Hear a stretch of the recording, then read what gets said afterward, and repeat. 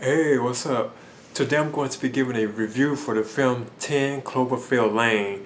Now, this is considered like a spiritual successor to the 2008 film, which was produced, I think, by J.J. Abrams, And he's also like the producer of this particular film as well, too. Now, of course, not to spoil anything, like the other Cloverfield from 2008, it dealt with like almost like a found footage type, I guess you could say, like a found footage type idea, of it being like a giant monster attacking New York City, because at first a lot of people didn't know what it was about, but it turns out that it was like a giant monster attacking, like I think New York City or whatever. And I thought the film was good, I enjoyed that film, because I like to have had like the found footage look to it, as well. But this particular film, which is like the successor to that, it doesn't, not to spoil it, but it doesn't really share that same universe, so I'm not gonna really spoil it or whatever. Plus, it doesn't have like a found footage type look to it. But yeah, this film is about like it picks up with like a like this woman known as Michelle, and she's played by Mary Elizabeth Winstead. She gets angry with her, like, I guess you could say, like, her boyfriend, and she decides to leave, and she drives away in her car. You don't know exactly where they are. It don't really goes into that too much. But it turns out she eventually gets into like this accident. And she gets like knocked off the road.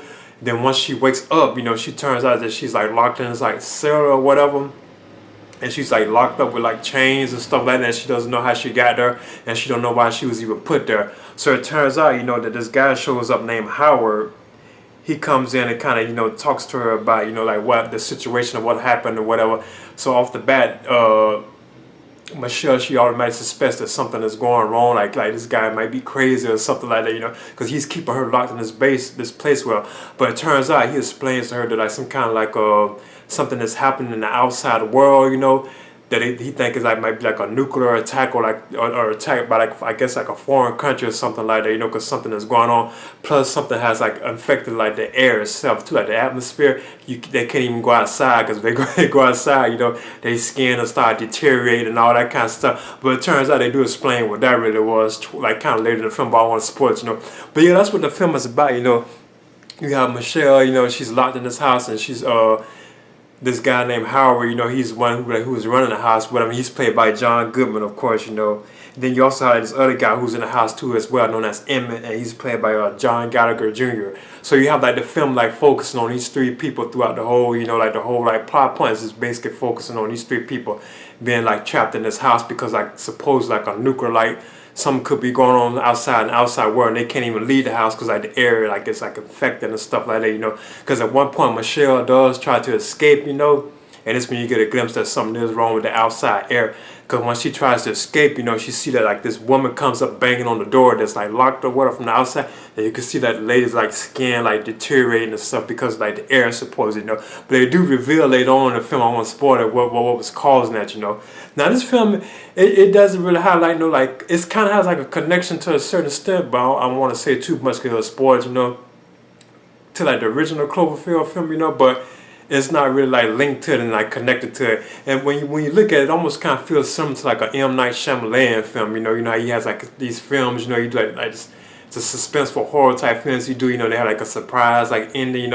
It's kind of like that, kind of like a surprise. Kind of towards the end what was going on and everything. But I don't want to spoil it. But then I thought this film, I thought like the cast was kind of cool, like John Goodman in the role of Howard. I thought he was kind of cool, interesting, and the way he was treating him, because even I thought there was like something maybe wrong with him, but then when you see that lady coming up to the door, that's her skin deteriorate, that's how he was telling the truth that something was going on in the outside world. So that's how he managed to bring her into like, like Michelle, and Emmett too as well, until like it's like, I guess you could say fallout shelter. So that's what I think that's what he was calling it, because of what was going on in the outside world.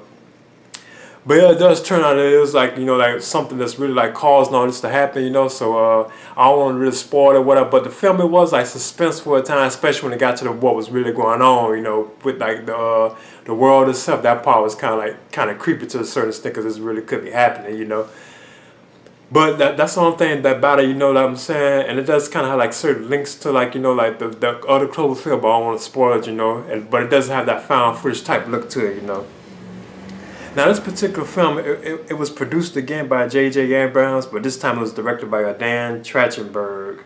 And I'm not sure if he actually had directed no, he didn't direct the first one, I don't believe, But yeah, I thought this film was okay, I would be definitely looking forward to more films like in this franchise. If they do like another Cloverfield, I would definitely be excited for looking at it, you know, because I thought the other Cloverfield was good, but this one I thought was like okay, you know, it didn't really take off, but then it did, you know, because it kind of build up, then like you know, so they like take like whoa, okay, this is cool, but then all of a sudden it just like drop, you know, like ah, dang, you know, you didn't expect this to happen or this and that to happen, you know, but then I would be giving like 10 Cloverfield Lane.